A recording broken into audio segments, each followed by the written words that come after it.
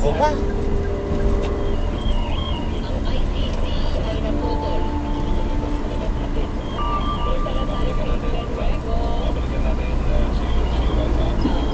Ligtas sa Skuhan 2025, ikinasa na po yan ang PNP.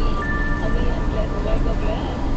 Habang malapit ang Pasko, pinagsipalantulinan ng pulis na mga pag-asa para magsusundan at mayama ang pagsiwang dahil nagigtas Paskuhan 2025 may 70,000 sa mga pulis sa mga unit at mga nabuwag ng grupo ang i-deploy sa iba't ibang lugar para magbigay ng seguridad.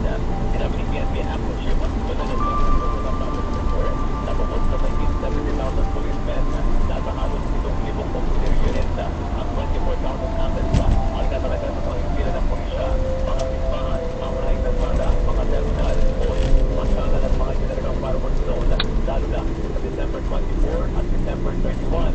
May nakasasayting dagdag na pulis sa mga tourist site at sa mga lugar na may bentahan ng pamotopa.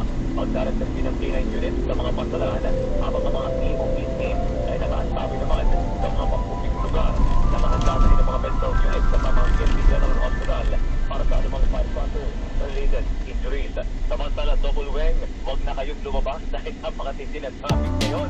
Kung kayong ibang klase, alam mo, hindi ko na